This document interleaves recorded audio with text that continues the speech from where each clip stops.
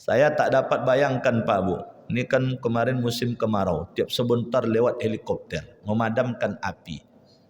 Api ini jangan-jangan dibakar pula oleh orang. Yang buka kebun misalnya. Lalu dari hasil kebun konya berangkai haji Pak Bu. Tapi jutaan hewan mati dibuat olehnya. Kalau sempat nanti di akhirat tuh Pak Bu, berdiri seluruh hewan tadi. Saya selama ini di dunia dulu hidup dengan baik. Tiba bapak buka lahan, bapak bakar saja. Mati kami semua. Anak saya ada 300 katanya. Cucu saya lagi katanya. Menuntut semua Pak. Tidak jadi masuk surga. Yang paling berbahaya tuh yang nomor 3 nih Pak Bu, fasiknya. Bagaimana?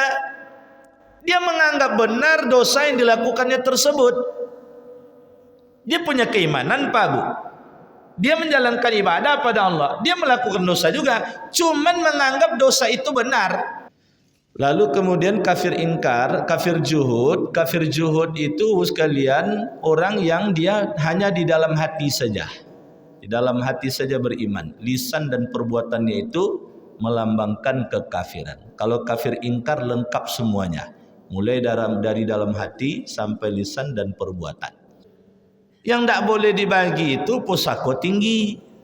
Kalau pusako rendah, harta pencarian suami istri. Meninggal suami istri ini itu menjadi harta kewarisan. Yang namanya harta kewarisan tidak ada milik anak bungsu atau anak sulung, tidak ada. Itu harus dibagi dengan sistem kewarisan. Kecuali seluruh ahli waris sepakat diberikan kepada anak bungsu.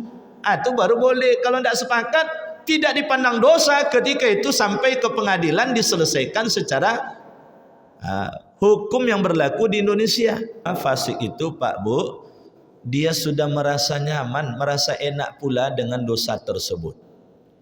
Tapi taubat tetap dijalankannya. Ini yang bahaya nih Pak Bu.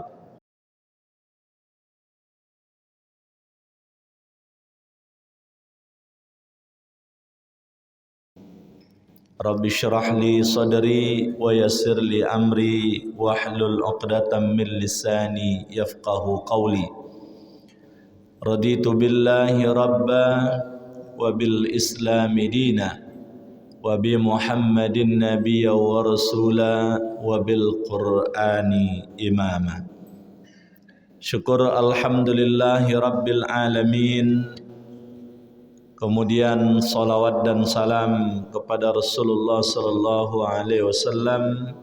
Allahumma salli wa sallim wa barik ala sayyidina Muhammad wa ala ali sayyidina Muhammad. Para orang tua kami, para tokoh masyarakat, bapak, ibu-ibu, hadirin wal hadirat rahimakumullah. Pada kesempatan ba'da subuh ini sedikit kajian tafsir tematik. Tafsir tematik Pak Ibu ya, bukan fikih tematik. Sebab kalau tafsir tematik itu bahasa Arabnya tafsir maudhu'i. Ini disiplin ilmu ini. Tapi kalau fikih maudhu'i, saya baru mengenal istilah ini. Walaupun bisa juga. Karena kalau fikih itu kalau mau dijabarkan 12 macam. Mau fikih mana yang dibahas itu. Fikih ibadah, fikih muamalah, fikih siasah, itu 12 jenisnya. Dan itu biasanya kalau menjadi kajian diambil satu di antara 12 tersebut. Supaya jangan loncat-loncat. Nanti diambil siasah satu, diambil pula ahwalus sasiah satu, nanti diambil pula ibadah satu, diambil muamalah, kacau nanti kalau fikih maudhu'i. Oleh sebab itu yang pas itu adalah tafsir tematik. Tafsir yang dibahas berdasarkan tema-temanya. Kalau contoh bukunya Bapak sekalian, tafsir tematik itu yang berbahasa Indonesia seperti buku-buku yang ditulis oleh Profesor Quraisy Shihab. Ada Wawasan Al-Quran, ada Membumikan Al-Quran. Membumikan Al-Quran itu ada jilid 1, ada jilid 2. Itu contoh-contoh tafsir maudhu'i atau tafsir tematik. Maka kalau kita kuliah S3 Bapak sekalian, itu satu di antara mata pelajaran itu kalau dulu ya, kalau ketika saya S3 di Jakarta, itu teman-teman yang kuliah di jurusan tafsir hadis, itu ada bahasan mata kuliahnya adalah tafsir maudhu'i. Dan sekarang ada lomba karya tulis ilmiah Al-Quran, itu dalam cabang MTQ tingkat nasional, provinsi, kabupaten, kota. Itu bahasannya itu berdasarkan pendekatan tematik atau maudhu'i. Maka hari ini kita membahas tema tentang fasik. Bagaimana fasik itu dibahas di dalam Al-Quran, lalu didekati dengan berdasarkan pendekatan-pendekatan keilmuan lainnya. Istilah fasik ini sekalian, istilah yang barangkali hampir semua kita sudah mengenalnya. Secara kebahasaan, fasik itu artinya merusak. Orangnya fasik, berasal dari kata fasaqah. Fasaqah itu artinya merusak, bisa juga menyimpang dari kebenaran. Sebagai satu istilah sekalian, oleh sebagian ilmu kalam, ahli ilmu kalam, dia ditempatkan bagian dari 3 istilah. Ada yang disebut mukmin, ada yang disebut dengan kafir, di tengah-tengahnya ada fasik. Jadi orangnya itu ada yang statusnya mukmin, memang betul-betul beriman, mendisiplinkan diri jangan sampai melakukan dosa. Lalu kemudian ada kafir. Kafir ini memang nyata-nyata dia meninggalkan keimanan. Maka kafir itu ada disebut dengan kafir ainat, ada disebut dengan kafir ingkar, ada yang disebut dengan kafir juhud. Malah ada yang menambahkan istilah lagi kafir nifak. Minimal itu setidaknya ada 3. Kafir inat itu orang yang dia secara dalam hatinya dia adalah mengaku beriman pada Allah. Lalu kemudian secara lisannya itu dia mengaku beriman. Dia sudah mengucapkan 2 kalimat syahadat. Kesana kemari dia menyebut dirinya adalah beriman. Tetapi amal perbuatannya tidak mencerminkan keimanan. Lalu kemudian kafir ingkar, kafir juhud. Kafir juhud itu sekalian orang yang dia hanya di dalam hati saja. Di dalam hati saja beriman. Lisan dan perbuatannya itu melambangkan kekafiran. Kalau kafir ingkar lengkap semuanya, mulai dari dalam hati sampai lisan dan perbuatan. Nah, sementara fasik ini adalah di antara 2 itu. Artinya sekalian, dia orang yang masih memiliki keimanan, tetapi di sisi lain dia melakukan dosa dan kesalahan. Dia melakukan dosa dan kesalahan. Maka dalam hal ini sekalian, para ahli tafsir, begitu juga para ahli ilmu kalam mengelompokkan fasik ini kepada 3 model. 3 model. Tadi disebutkan fasik itu adalah pelaku dosa, dan khusus ini julukan adalah untuk orang yang melakukan dosa besar walaupun dia memiliki keimanan. Maka tingkatan yang pertama sekalian, ini tingkatan kefasikannya itu ya belum terlalu parah. Artinya belum parah. Orang fasik seperti kelompok tingkatan pertama ini adalah orang-orang yang dia masih menjalankan keimanan. Artinya Pak Bu, berbagai perintah Allah dia jalankan, tidak ada yang ditinggalkannya. Salat dia lakukan, zakat dia bayarkan, puasa dia jalankan, haji iya, umroh iya, yang wajib-wajib dia jalankan. Tetapi Bapak sekalian, dia juga melakukan dosa-dosa besar. Dan dia sadar bahwa dirinya melakukan dosa besar, dia benci dengan dosa besar tersebut. Asal selesai melakukan dosa, menyesal dia Pak Bu. Menyesal dia. Tapi dosa itu tetap berulang-ulang. Dia tahu Pak Bu dan dia menyesali ketika telah melakukan dosa itu. Kenapalah saya berdosa ini? Dia suka marah pada istrinya. Kenapa lah saya suka memarahi istri? Nah, dia tahu putus silaturahim itu adalah dosa besar, tapi tetap bertahan dengan putus silaturahim tadi karena mungkin gengsi, karena mungkin hal-hal yang lain, sehingga akhirnya kemudian dosa itu tetap terlakukan. Tetapi Pak Bu, dia sadar bahwa itu adalah dosa dan dia menyesali setelah melakukan dosa tersebut. Yang kedua Bapak sekalian, orang yang dia larut dengan dosa besarnya tersebut. Sudah Bapak sekalian mungkin memandang nyaman dengan dosa tersebut, tetapi keimanan tetap jalan. Satu waktu Pak Bu, saya diteleponlah oleh seseorang. Ketika malam itu jadwal pengajian saya di masjid tersebut, tapi tidak di Pekanbaru, di luar kota lah, cuma tidak terlalu jauh dari Pekanbaru. Pagi harinya itu dia, keluarganya, istri dan anak-anaknya mau WA saya, sempat lambat saya balas, lalu kemudian ditelepon, berharap agar saya datang malam tersebut, jangan sampai tak datang. Dengan satu request, dengan satu pesanan kajian, tolong dibahas tentang dosa zina. Kenapa begitu Pak Bu? Rupanya aroma perselingkuhan pada seorang suami, ini kebetulan pun istri dan anaknya pula Pak Bu, itu sudah tercium oleh keluarganya. Kan repot juga tuh Pak Bu, kalau sengaja tiba-tiba saya membahas tentang persoalan zina. Sebelum-sebelumnya saya tidak pernah membahas tentang hal itu. Bahasannya misalnya tentang maudhu'i saja, sekalian tematik saja. Tiba-tiba fokus bahasanya tentang zina. Bagaimana suami yang mengkhianati istrinya, bagaimana ayah yang mengkhianati anaknya, apa pula dosa besarnya itu, lalu apa azabnya nanti akan diterima, seberapa besar dosanya itu, bagaimana murkanya Allah. Banyak pesanannya Pak Bu. Berpikir keras saya lah sampai sore itu. Apa dari mana lah nak masuk ni kaji ini. Heran seluruh jamaah nanti kau ustaz tiba-tiba malam kau bahas tentang zina. Akhirnya menjelang malam Pak, menjelang sore, rupanya akhirnya saya tidak bisa berangkat ke sana.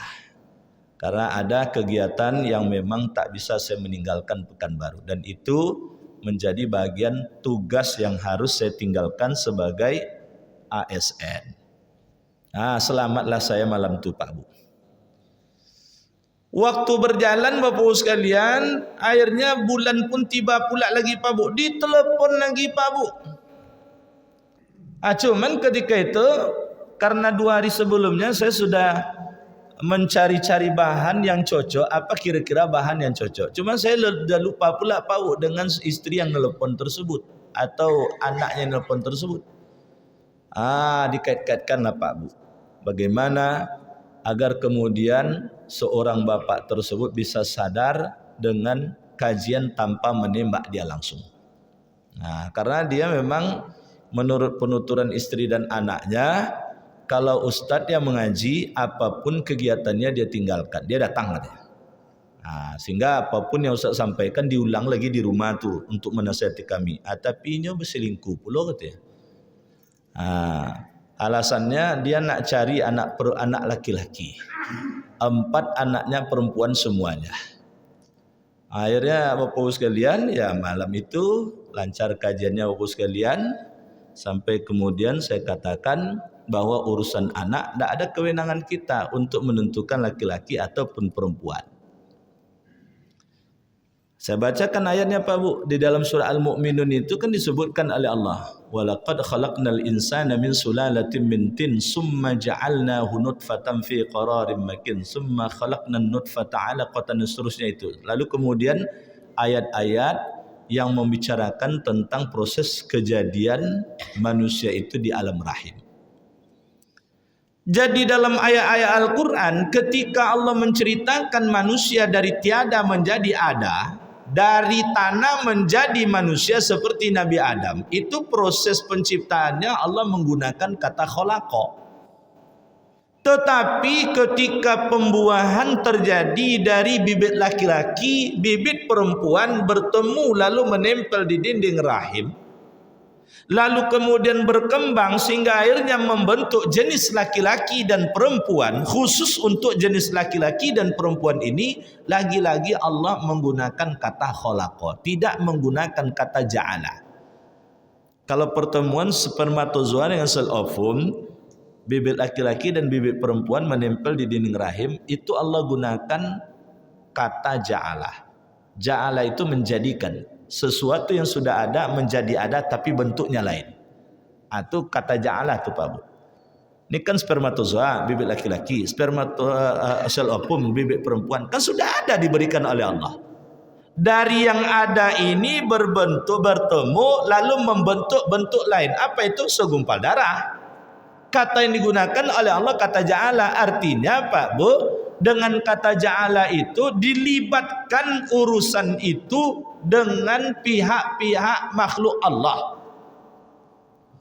Tapi kalaulah menjadikan laki-laki dan perempuan, itu tak ada Allah gunakan kata ja'ala tapi kata khalaqah. Artinya menentukan jenis laki-laki dan perempuan adalah kata khalaqah. Jadi kata saya, kalau lampe anak pedusi itu nak cari anak laki-laki jawab berbini awak. Kebetulan berbini dengan bini berikutnya ini dapat anak laki-laki. Itu bukan karena hebatnya wanita tadi bisa memberikan anak laki-laki, kata saya. Memang Allah mentakdirkan anak kelima itu laki-laki. Coba kalau bertahan dengan istri pertama itu, boleh jadi mungkin dapat anak laki-laki, kata saya. Besok pagi langsung di WA-nya, mau kasih Buya, pagi-pagi lah monong seorang je lah kiawak go, katanya. Mudah-mudahan yang menyosalnya tak diulang dia.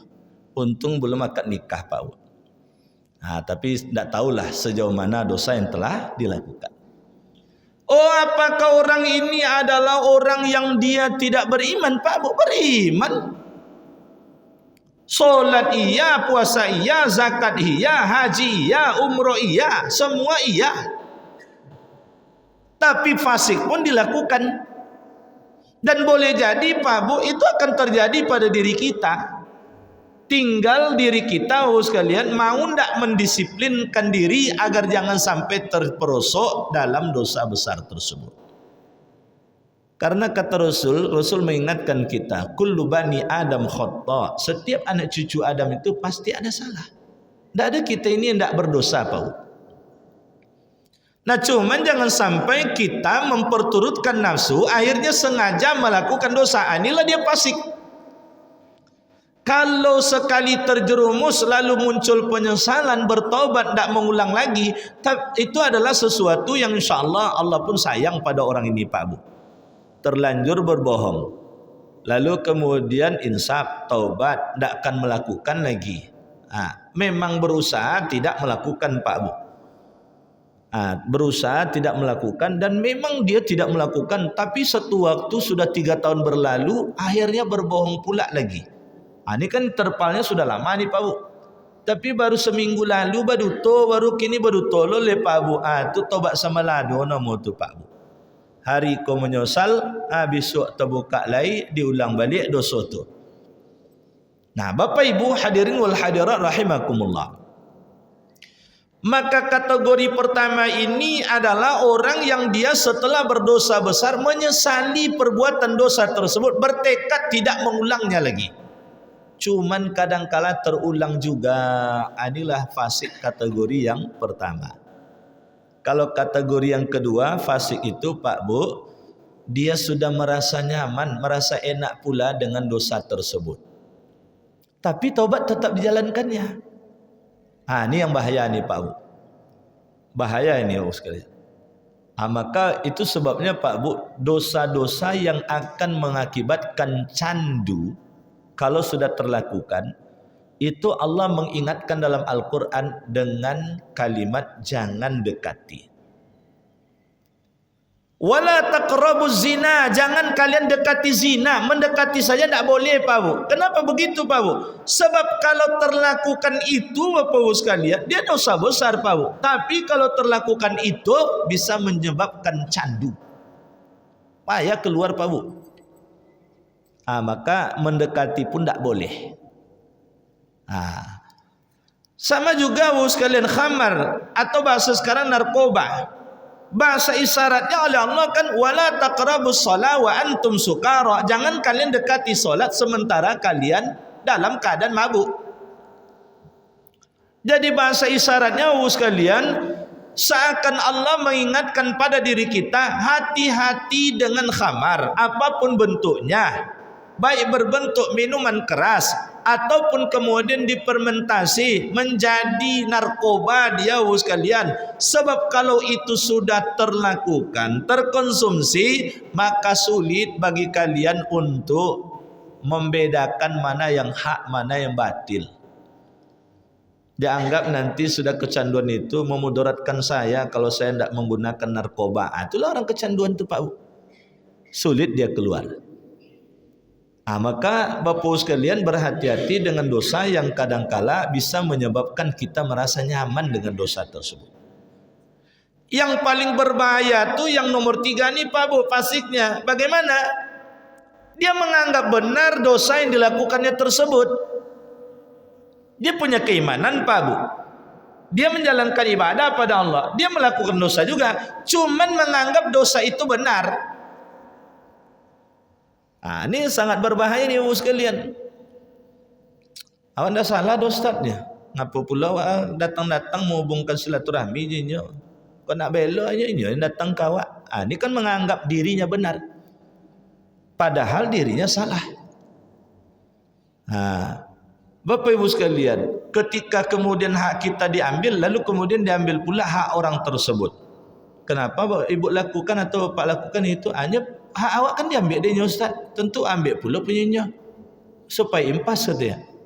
Dianggapnya dosa itu adalah benar. Padahal dua-duanya sebagai pelaku dosa besar.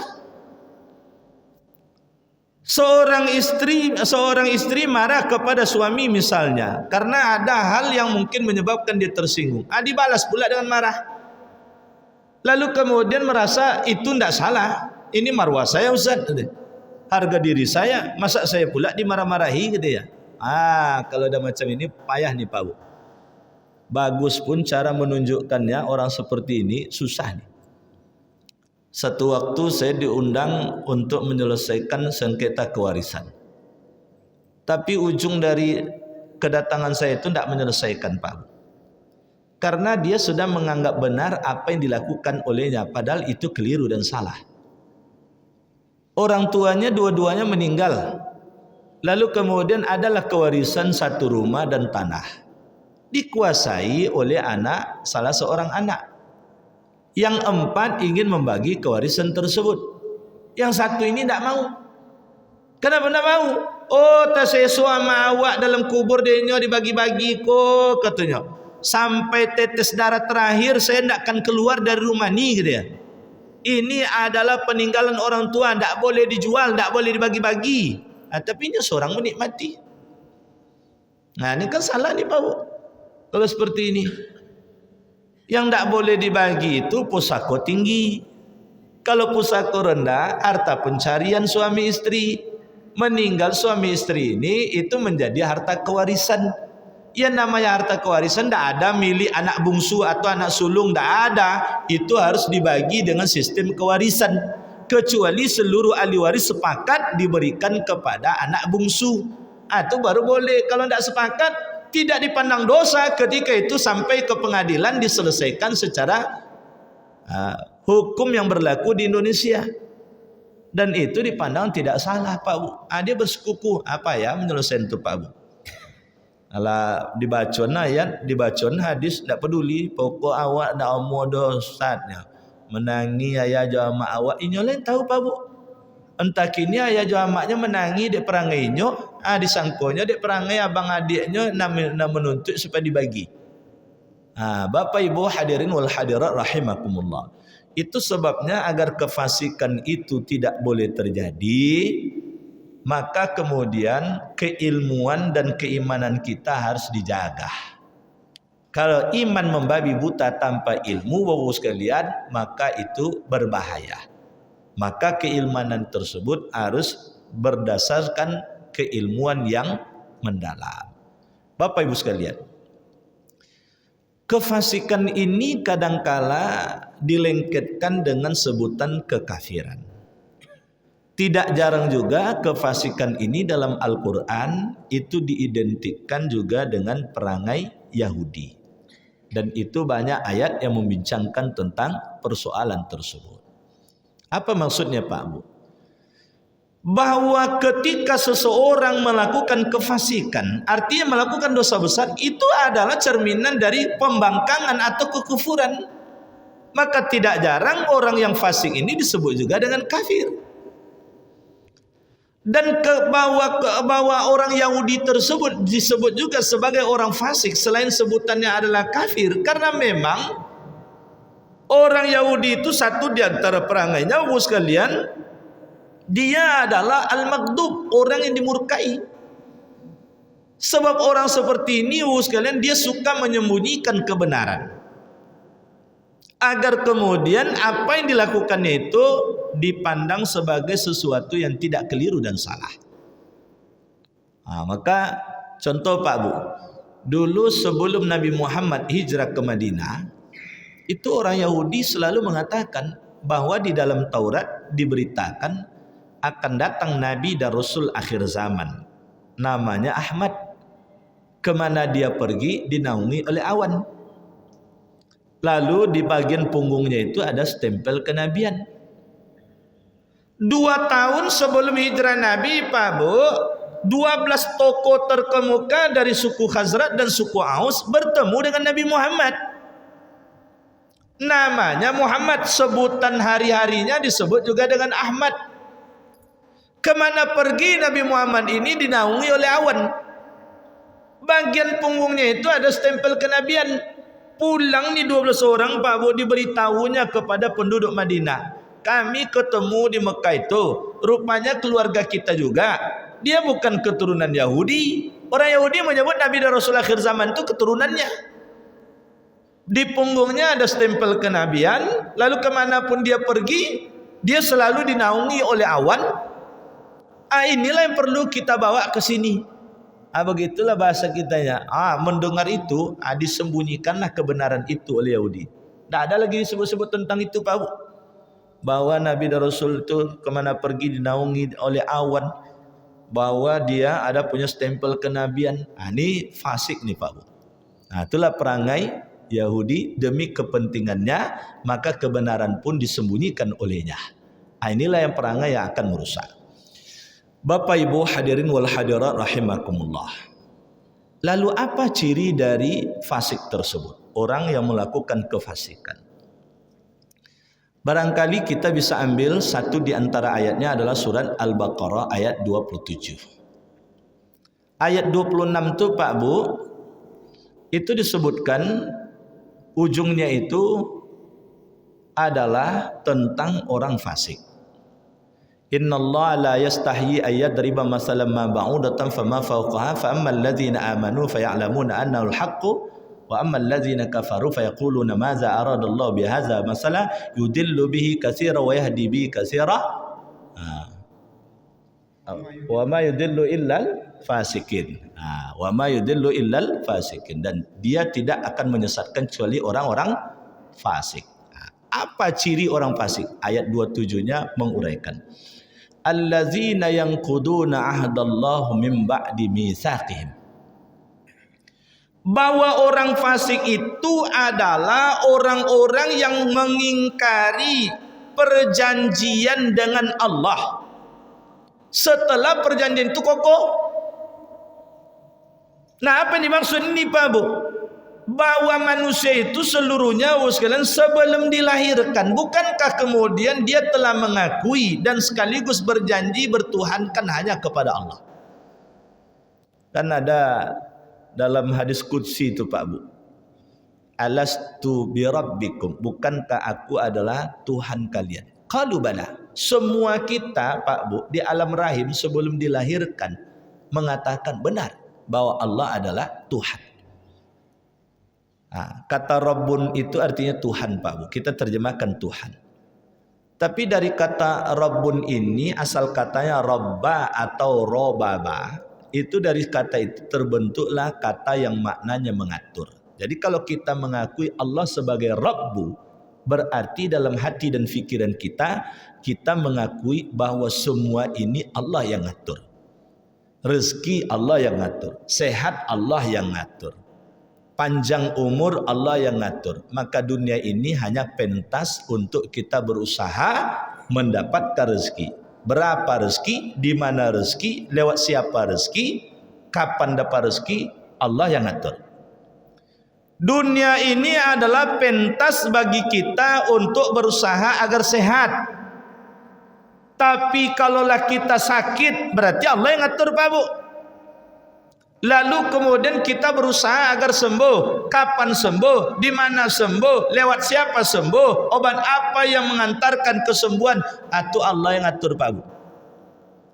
Jadi kalau ada orang mengaku Tuhannya Allah, tapi kemudian Bapak sekalian mengandalkan akalnya dia mengejar segala sesuatu, berarti sesungguhnya dia tidak bertuhankan kepada Allah. Maka dalam kajian ilmu kalam atau tauhid Pak Bu, ada namanya tauhid rububiyah. Tauhid rububiyah, tauhid ketuhanan, artinya dalam pengertian mengakui bahwa Allah itu yang ngatur semua. Dan begitu juga Bapak sekalian, bahwa kekokohan kita bertuhankan kepada Allah tersebut itu diakui oleh akal kita Pak Bu. Akal kita mengakui itu semua. Apa itu akal Pak Bu? Orang seringkali mengatakan akal itu otak. Tidak Pak Bu. Bahwa otak itu adalah bagian dari kekuatan akal, benar. Tapi kalau akal diidentikan dengan otak, itu tidak benar Pak Bu. Karena akal itu adalah sisi rohani, dia bukan sisi jasmani. Manusia itu Pak Bu, kan diberikan oleh Allah sisi rohaninya 4. Ada ruh, ada nafsu, ada akal, ada kalbu. Jadi akal itu perpaduan penggunaan daya yang ada pada otak dan daya yang ada pada hati. Jadi kalau ada Al-Quran mengatakan afala ta'qilun, jangan terjemahkan apakah kalian tidak berotak. Itu salah jadi itu Pak. Semua orang punya otak. Tidak ada orang tidak punya otak Pak. Mubazir ayat kalau diterjemahkan begitu jadinya. Tidak ada orang tidak berotak Pak. Cuman dalam otak itu kan Allah berikan 2 daya. Ada daya ingat, ada daya analisa. Itu sebabnya kita tidak boleh gegabah dalam hidup Pak Bu.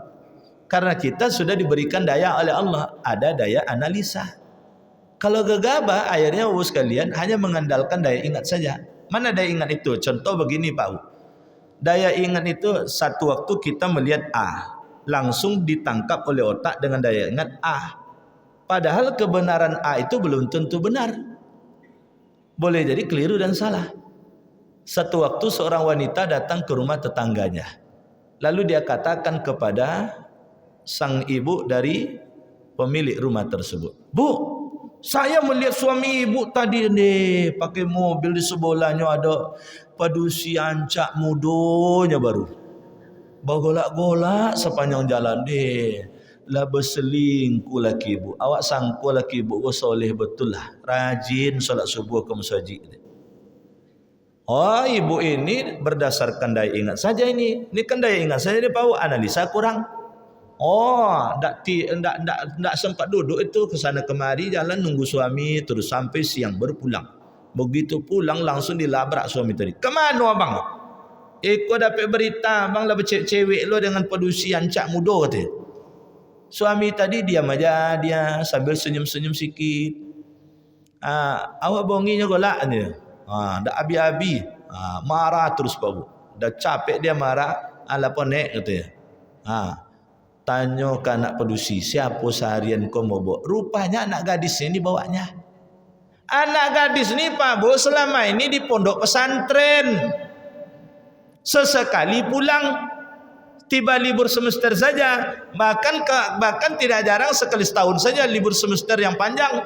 Semester ganjil pendek liburnya, semester genapnya berpanjang. Tetangga tadi tetangga baru, tidak tahu olehnya orang ini punya anak gadis. Anak gadis ini dah tamat pesantren Pak Bu. Ayahnya membawa anak gadisnya ini pergi mendaftar ke perguruan tinggi. Dapat berita berdasarkan ini pandang, tidak perlu pakai daya analisa. Tetangga ini tadi tidak perlu pakai analisa. Mereka mungkin apa tu rajin solat subuh berjamaah ke solehnya, tu kan baca cewek pulonya, salamuko romantis jo suami istri. Tidak ada pakai daya analisa, langsung pula sampai ke tetangga. Ibu tadi tidak pula pakai daya analisa, pakai daya ingat saja. Apa ingatnya?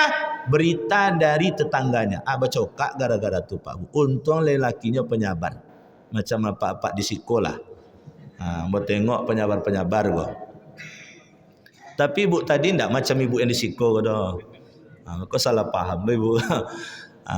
Jadi Bapak sekalian, penggunaan daya ingat dan daya analisa, lalu kemudian daya rasa yang ada pada hati. Banyak orang yang sampai profesor Pak Bu, dengan keilmuannya, ingatannya, analisanya tajam, tapi rasa hatinya tidak ada.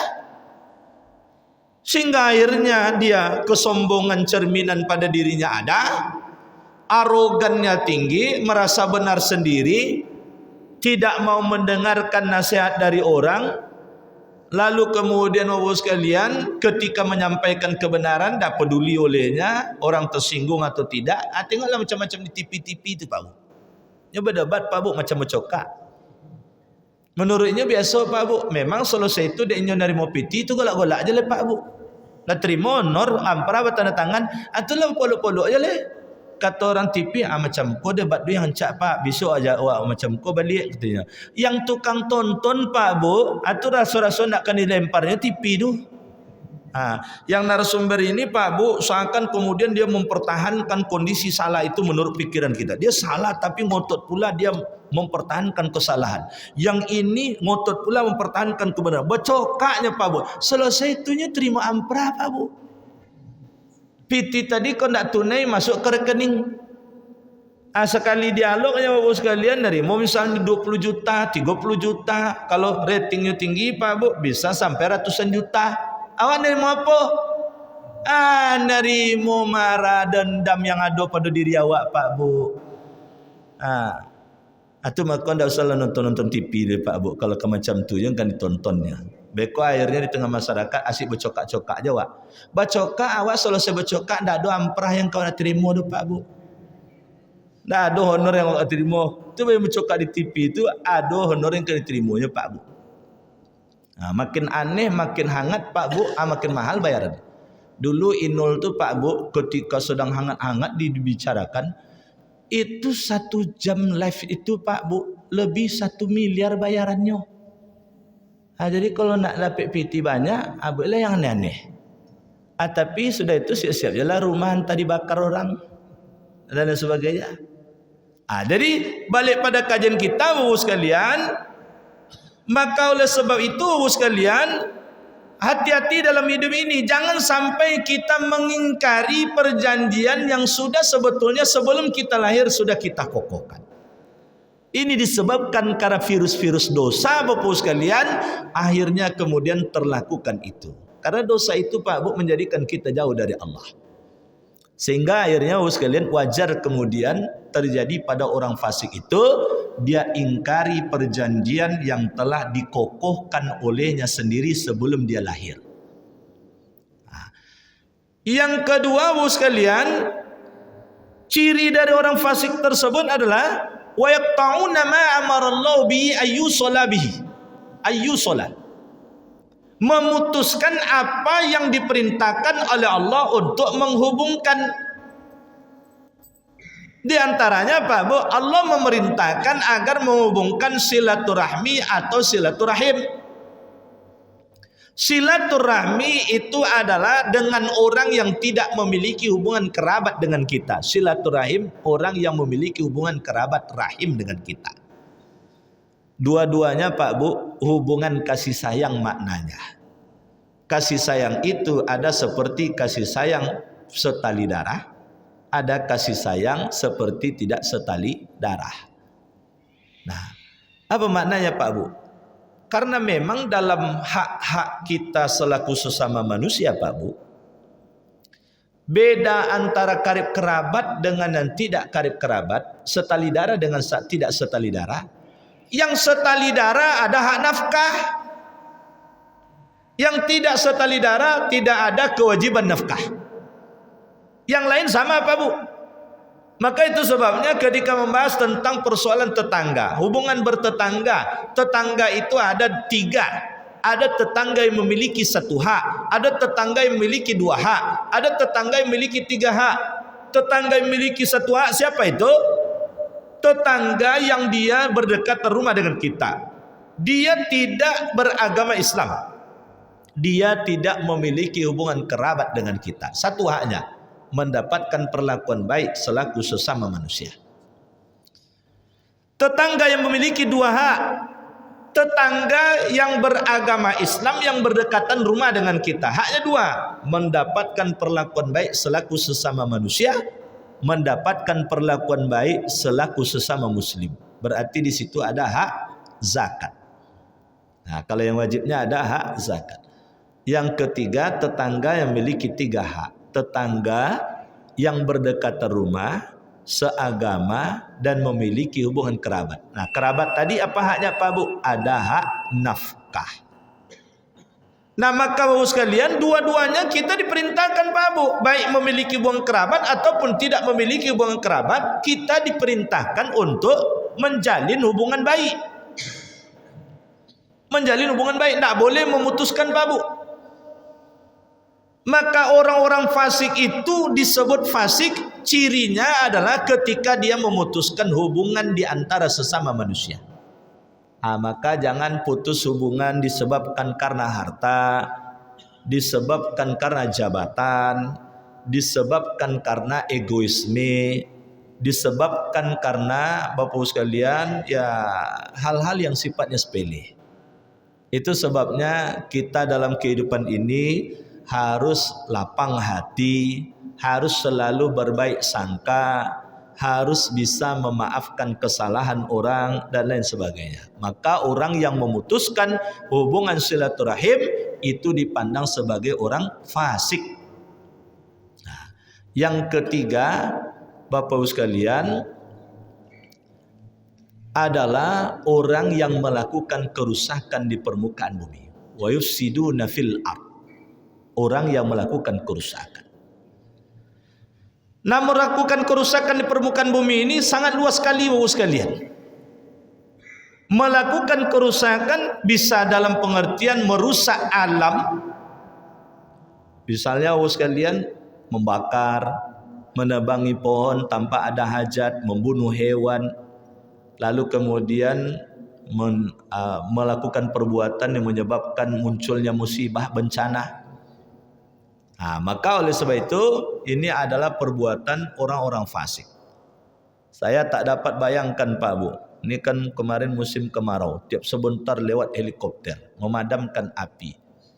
Api ini jangan-jangan dibakar pula oleh orang yang buka kebun misalnya. Lalu dari hasil kebun konya berangkai haji Pak Bu. Tapi jutaan hewan mati dibuat olehnya. Kalau sempat nanti di akhirat tuh Pak Bu, berdiri seluruh hewan tadi. Saya selama ini di dunia dulu hidup dengan baik. Tiba bapak buka lahan, bapak bakar saja. Mati kami semua. Anak saya ada 300 katanya. Cucu saya lagi katanya. Menuntut semua Pak. Tidak jadi masuk surga. Walaupun boleh jadi kita bayar zakat, mungkin kita jalankan puasa, baca Qurannya rajin Pak Bu. Semuanya akan menuntut. Itu sebabnya Bapak sekalian, ketika memang ada hajat untuk menebangi pohon, baru boleh kata Rasul.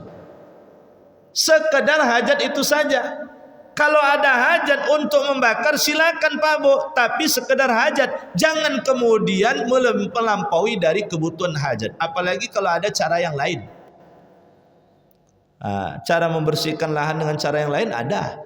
Tapi kemudian membakar saja Bapak sekalian. Saya dulu Pak Bu, ada seorang sopir, kebetulan dia cerita, anaknya sehat-sehat saja Pak Bu. Tapi begitu sakit dibawa ke rumah sakit, tidak tahu penyakitnya apa. Obatnya pun tidak tahu. Seminggu setelah itu langsung meninggal, Pak. Analisa-analisa orang, ya ternyata dengan kabut asap tersebut yang sangat berbahaya. Karena rupanya pada masa itu ada pembakaran lahan itu memang dahsyat, Bapak sekalian. Dicampur dengan zat-zat tertentu, memang hangus jadi debu. Itu tunggul-tunggul batu-batu, kayu-kayu besar itu dibuatnya, Pak Bu. Memang bersilan itu dibuatnya. Kalau betul-betul kebakaran biasa, Pak Bu, itu boleh jadi sekalian tidak kena hangus seperti itu, tapi hangusnya luar biasa katanya. Dan rata-rata yang kena adalah orang yang terisap itu sekalian, berada di wilayah yang tidak jauh dari tempat tersebut. Dan anaknya ketika itu dia baru kembali dari tempat yang seperti itu. Coba bayangkan kalau memang benar nanti, Pak Bu, semuanya akan menuntut. Itu sebabnya Bapak sekalian, Islam itu mengajarkan agar kemudian ramah dengan lingkungan. Bagaimana Rasul sampai kemudian mengajarkan, Pak Bu, andaikan besok kiamat, besok terjadi kiamat, dapat bocoran, di tanganmu masih ada bibit pohon, tanamlah pohon. Rasul tak menyuruh datang ke masjid lalu banyak-banyak zikir saja di masjid, tidak. Tapi disuruh nanam. Rasul mengajarkan kepada kita satu di antara amalan yang dia tidak akan putus pahalanya. Ada 7 disebutkan oleh Rasul dalam hadis itu, Pak Bu. Satu di antaranya adalah menanam pohon kurma. Apa Rasul tidak tahu, Pak Bu? Apa Rasul itu tidak membayangkan bahwa di Indonesia atau negara seperti kita ini sulit tumbuhnya kurma?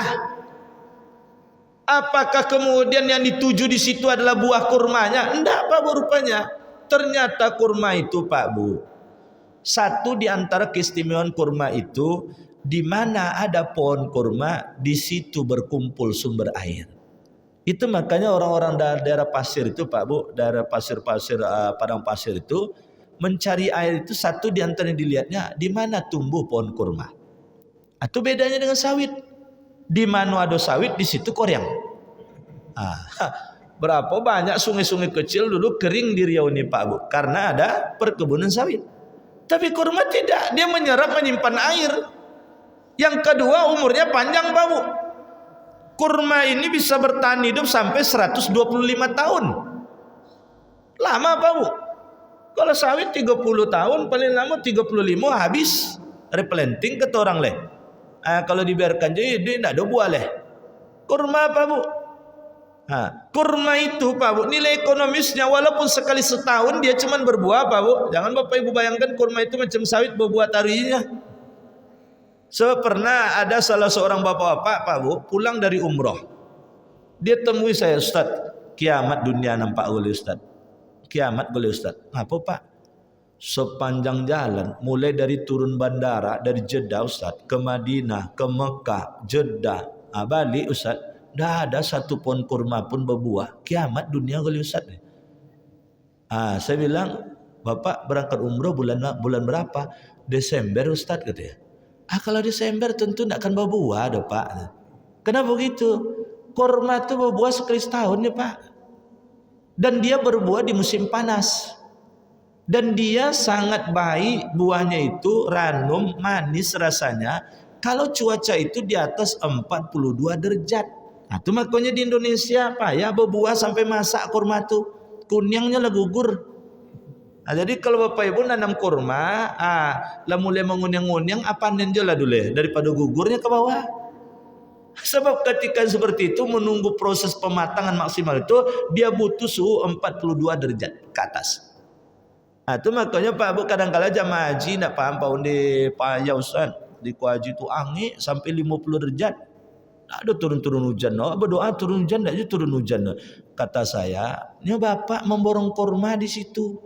Dia apa borong kurma? Kurma tadi pohonnya berdoa aja segalanya. Angek lari, angek lari, angek lari. Orang Indonesia borong kurma, perlu buah banyak. Itu makanya doa pohon kurma itu dikabulkan oleh Allah.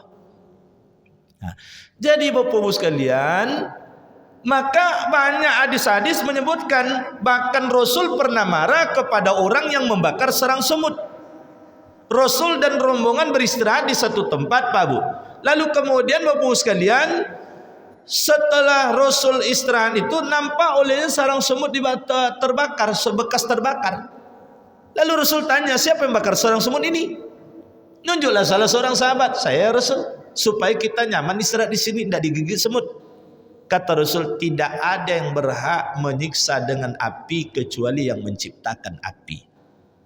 Nah, artinya Allah lah yang berhak menyiksa dengan api. Kita tidak boleh Pak. Tikus seekor masuk ke rumah, tapi tikus sekelurahan dibasmi. Tak boleh Pak Bu. Babi masuk seekor sekampung, babi di hutan dikejar pula. Hati-hati yang hobi menjadi PBB ni, Persatuan Buru Babi. Babi yang dikejar kalau masuk ke sawah boleh, tapi kalau yang di hutan dikejar berdosa Pak Bu. Merusak alam. Maka tatanan yang sudah mapan dan baik dalam kehidupan bermasyarakat ketika dirusak itu tidak boleh juga. Maka oleh sebab itu Bapak sekalian, 3 ciri ini, kalau ayat lain banyak lagi Bapak sekalian disebutkan itu bagaimana ciri bagaimana perangai dari orang Yahudi, itu menjadi bagian ciri dari kefasikan, bagaimana ciri dari orang-orang melakukan kekafiran. Tetapi dalam 3 ayat ini Pak Bu, Allah mengingatkan pada diri kita, hati-hati Bapak sekalian, orang yang fasik itu azabnya sangat pedih. Oleh sebab itu jangan pernah merusak perjanjian yang telah kita buat dengan Allah. Apa perjanjian itu? Mengaku bertuhan kepada Allah berarti kita menghambakan diri kepada Allah, tidak kepada yang lain. Berarti kita beramal pun hanya untuk Allah, bukan karena yang lain. Lalu kemudian memutuskan hubungan yang diperintahkan oleh Allah untuk menyambungnya. Jangan sampai hubungan bertetangga rusak, hubungan kerabat rusak, jangan sampai hubungan orang tua dengan anak rusak, atau sebaliknya anak merusak hubungan bakti dengan orang tua. Lalu kemudian jangan sampai kita merusak di permukaan bumi Allah ini, baik merusak terkait dengan tumbuh-tumbuhan, hewan ataupun tatanan yang sudah mapan dan nyaman bagi kehidupan kita dalam hidup bermasyarakat. Mudah-mudahan ini menjadi perhatian bagi kita sehingga kita tidak ada yang menjadi orang yang melakukan dosa kefasikan, dosa-dosa besar yang menyebabkan Allah murka kalau tidak segera ditaubati. Oleh sebab itu, andaikan pernah terjadi kita melakukan dosa besar, maka segeralah bermohon ampun pada Allah, tinggalkan, jangan ulang kembali. Apa dosa besar itu Ustaz? Nah, silakan dibaca. Ada satu buku yang menurut saya cukup bagus. Buku itu judulnya Al-Kabair. Ceritanya adalah dosa-dosa besar, 70 macam dosa besar diuraikan oleh Imam Az-Zahabi. Kalau Bapak Ibu tidak bisa membaca aslinya, terjemahannya pun sekarang sudah ada. Paling tinggi harganya mungkin menurut saya ya sekitar 100.000 lah mungkin paling tinggi. Tidak mahal buku itu. Tidak semahal bunga yang ada di rumah ibu-ibu. Tidak semahal baju yang bapak pakai, apalagi aksesoris-aksesoris yang ada di rumah.